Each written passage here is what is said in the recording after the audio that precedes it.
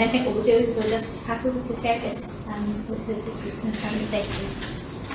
Well, my thanks, Elaine, to you and to your team for organising this event, and I'm delighted to be here with a panoply of colleagues, and thanks to Brendan for bringing us together and having the idea of doing so today. It's 20 years ago that the somewhat younger Michael Russell and Fergus Ewin were elected to the Scottish Parliament. In my case, quite a lot thinner and fitter, actually. But when I was first elected, I had the pleasure of being the MSP for Inverness East, Nairn and Lochaber, which of course included Mallee. And my education about fisheries was completed by some people in this room and many others from Mallee and North West Fisheries Association. And speaking to some of you then and now gave me a better understanding about how important fishing is to the West Coast. And that belief has remained with me ever since, although thanks to the bizarre decisions of the Boundary Commissioners, where Lochaber is now in the same constituency as Skye, Dingwall and the Cairngorms, so who thought that one up, I no longer have that privilege, but my friend and colleague and excellent voice for Scotland, Kate Forbes, is carrying on the torch. And it also brought home to me the perils of the sea, and meeting and working with the mission man, and of course the events this year, with in particular the Dancing Glen, as a stark reminder of that. And as Elaine said at the beginning, our thoughts are with the families of Duncan and Jenny. Over this 20 years, fisheries has been fully devolved. Other than, of course, the CFP rather being the responsibility of the EU. But in terms of the devolved settlement, we have complete responsibility for fisheries. And that's right, because who cares more about succeeding in Scotland than people who live and work in Scotland? Without disparaging any of our colleagues down south, you won't get them to come to a meeting like this. It won't happen. It never did happen before devolution. And we are here today because all of us want to hear what you've got to say and go away today better informed and able to take the individual experience and knowledge that we get from you today away and work together to improve successful, sustainable fisheries in Scotland. And that point needs to be made, because I believe that the Scottish Parliament, the Scottish Government, has been and will continue to champion Scotland's fisheries interests, and indeed that's my key job, that's my key responsibility and desire. And I hope that that was manifest in the first decision that I took, which was to reject the regulatory order sought by SIFT in respect of Arran. That was a decision that I took. It didn't take particularly long to take after we'd held the relevant facts and considered them. But I just mention that because I am and will always be a stout defender of fishing in Scotland, and I will stand up for you. Obviously, we have to fish sustainably and think of the stocks, the science and future generations. But my heart rests with you. That's the way it is. And I wanted to start off by just reiterating that. I think some of you who've known me from old will understand that's where I'm coming from. And that is the approach that I bring to this job, whilst of course listening to and involving all, I think the phrase goes, relevant stakeholders. So I wanted to just talk about three things today. Inshore fisheries, the December Council negotiations that are just completed, and Brexit. And first of all, in respect of inshore fisheries, Brendan is absolutely right that there is a danger, a risk, I think, particularly with the Scottish media, that can't really cope with too much complexity, to talk about fish as synonymous with the pelagic and demersal fleet in the northeast of Scotland. In fact, sometimes it's as though it is only the northeast of Scotland that has an interest in fisheries. Nothing can be further from the truth, and no one knows that more than yourselves here.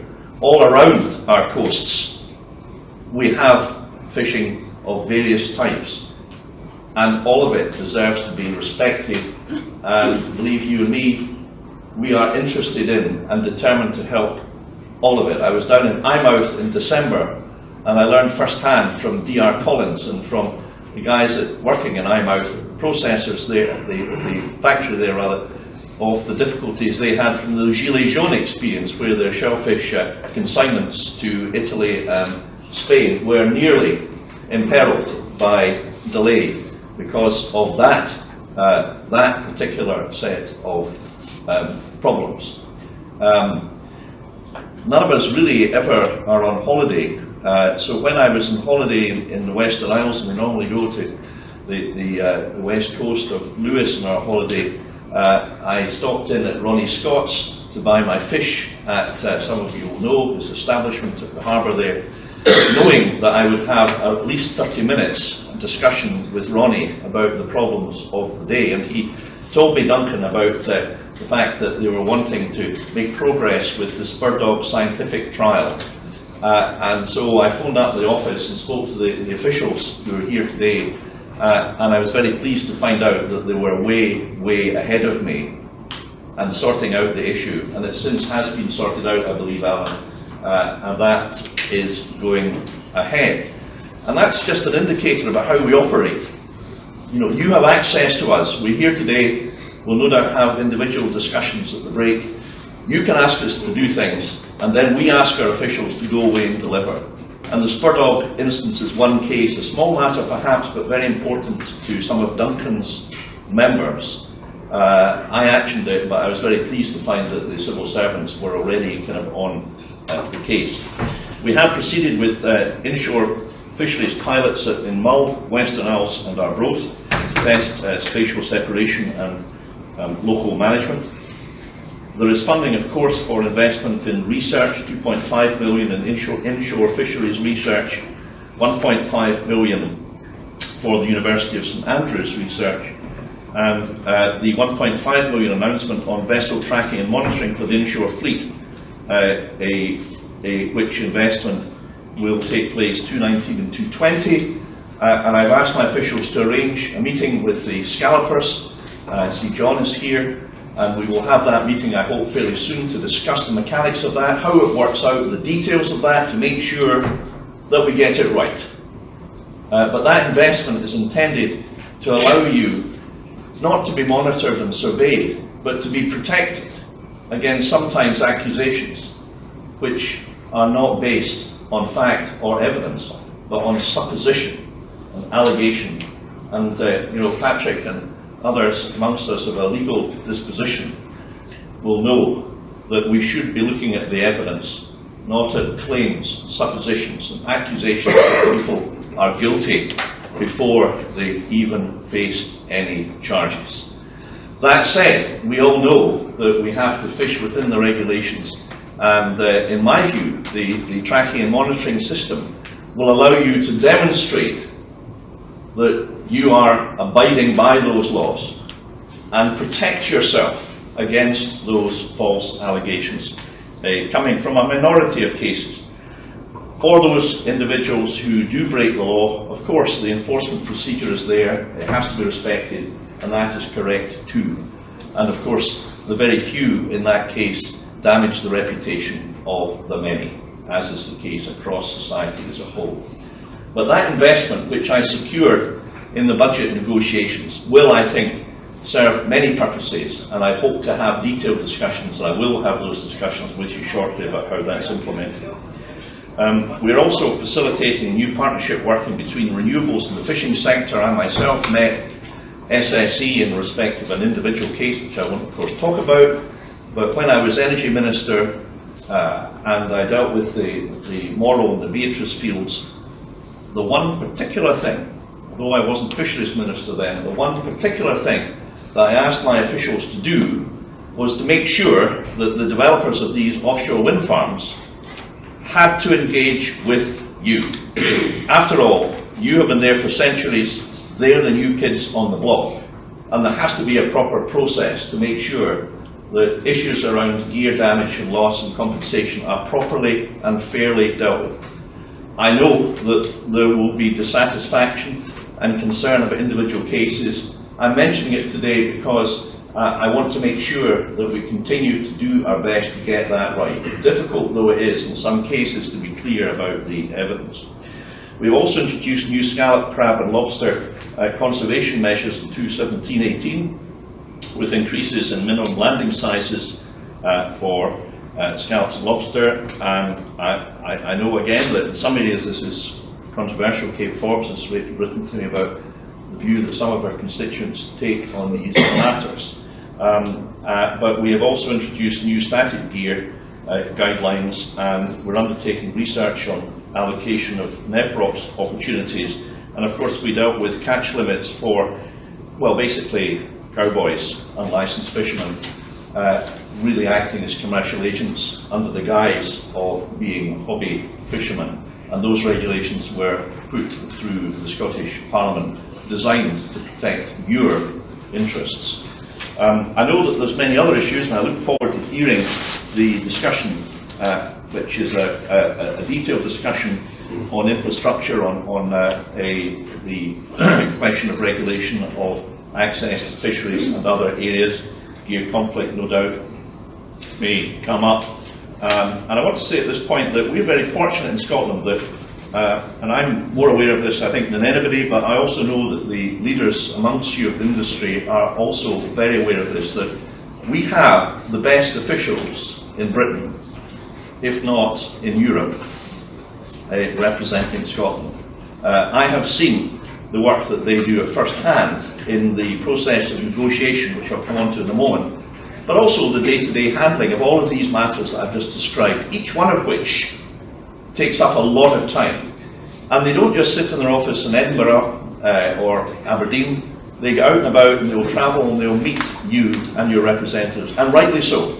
That's why I expect them to do. And I think that's something that we should all recognise as a great asset. They are as much a resource for you as they are for me. So I've touched on some of the things that we've done for Inshore, but I appreciate there's many more issues, and no doubt much of the discussion today will focus on that.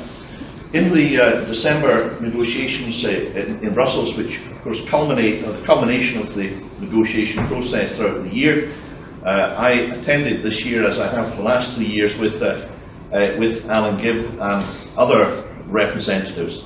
Although the results of the negotiation this year were in some cases mixed, I think perhaps for the West Coast overall, and this I appreciate won't affect all of you by any means, but it will affect some of you, that the results on the West Coast were reasonably encouraging, with increases in safe, hake, anglerfish, monkfish, micro, nephrops.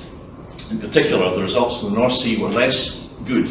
But the key objective was to avoid the risk of choke, of tie-up prematurely. And I made it absolutely clear that there are solutions to the choke species. And my frustrations with the EU are their unwillingness to use the flexible tools which sometimes they themselves advocate.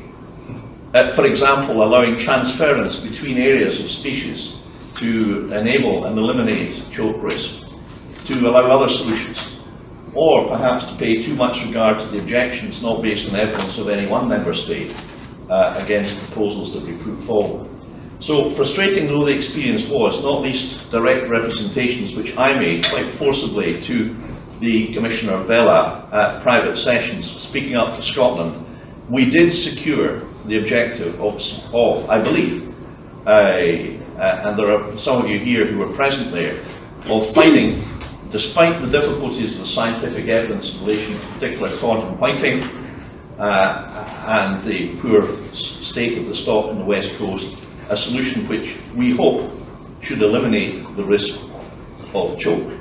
And therefore, in that respect, I think our purpose was achieved.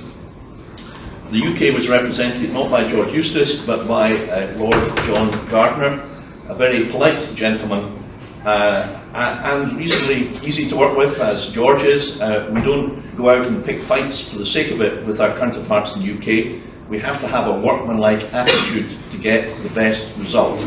You don't do that by picking fights without a reason. And John Gardner was fine to work with. But unfortunately, I don't think he was hugely overburdened by a detailed knowledge of fisheries policy, not least because he had only been asked to do this, I think, a couple of days before. That doesn't really seem to me to be an ideal way of representing a country in negotiations. Be all that as it may, the last thing I wanted to talk about is Brexit, and plainly, as the press has indicated, there is a very strong desire to get away from the restrictions and the over-prescriptive common fisheries policy, and we support that. We have always opposed the CFP as being prescriptive, not respecting regional management, making rules from Brussels which don't respect the science in every case, and are often the result of political deals back door. Actually, the deals with Faroe and Norway are in many ways as, if not as important, or if not more, than those taken in respect of the EU states. But we have always opposed the CFP, and Michael Russell has just over a year ago put forward, in the interests of compromise, a proposal from the Scottish Government which would see Scotland exit the CFP in a form of Brexit which we believe would otherwise protect interests, not least continuance of the single market and the customs union. And the somewhat absurd situation that we're in now is this. During the referendum, the promise was made by those who advocated Brexit that in one step, almost the day after the referendum, we would be free of the CFP and we will have total, unrestricted and exclusive access to all of the North Sea and all of our stocks. And as you know, Scotland has 38% of the fishery stocks in the EU. What complete nonsense. If there was ever a case of over-promising and then risking undelivery, this is it. So what's happened? Well, the deal that the Prime Minister is proposing next week doesn't have securing that access that was promised during the referendum. What it says is that they agree to have a further discussion. And what it then goes on to say is that unless the EU states reach a deal acceptable to them about access to the UK, to Scotland's waters, then tariffs will be imposed on you and on agriculture. So there will be tariffs and non-tariff barriers on all fish, shellfish and farm fish. And of course the non-tariff barriers, delays to market of shellfish, are obviously critical, which could be catastrophic, quite frankly. So the starting point was, from the Brexiteers, vote for vote leave and you'll have all the fish. But where we are now is that the deal that has been proposed, if you can call it a deal, it's more really just a potential, possible deal which may be negotiated, possibly something in the future. But as far as fishing is concerned, they parked it. And they parked it in such a way as effectively to give the EU states a veto. Because unless they get a deal that's acceptable to them, you're going to be hit with tariffs. How is that going to affect those of you who are involved in the shellfish side of things? So even if we set aside all the issues about freedom of movement and loss of access of people that work in the EU, as Ryan Scatterty, a northeast fishing processor, said the other day, even if we have all this extra fish, that's not much good if we don't have the people to process them.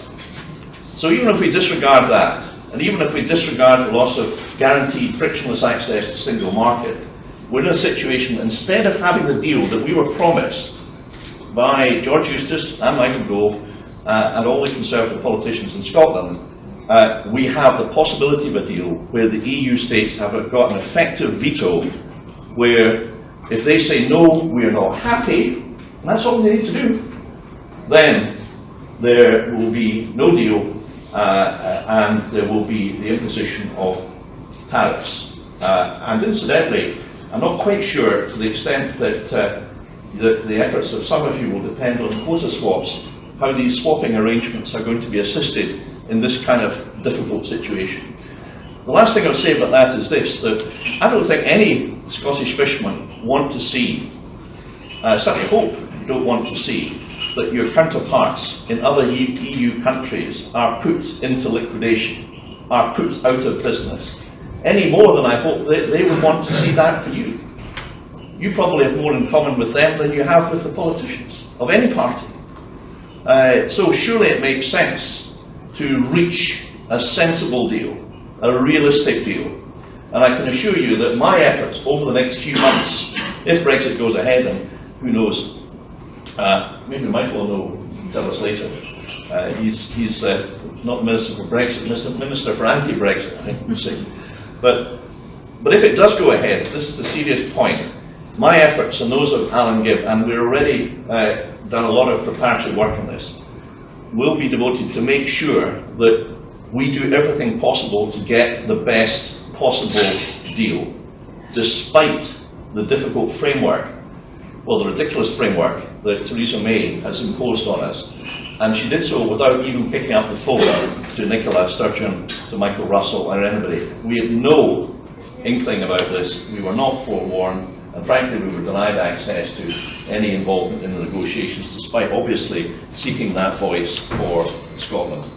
So, just to finish up, I hope that that's kind of set the scene. I hope that I've persuaded you that we are passionate in our interest to help you in every way that we can. I have to say that, having been in politics for over 30 years and elected for 20 years, we cannot please everybody all the time. And that's particularly so when in the fishing sector, where I appreciate that compromise sometimes has to be the outcome. I'm just being quite candid with you. But we are here to listen to you, to learn from what we discussed today. I'm delighted there's such a great turnout. And again, Elaine, I'm very grateful to the work that you, Kenny, and your colleagues do, and to SIFA for bringing us together today. So thank you very much to give me the chance of setting out some of the work that we do on your behalf, and I hope that you've found it of some interest. Thank you very much.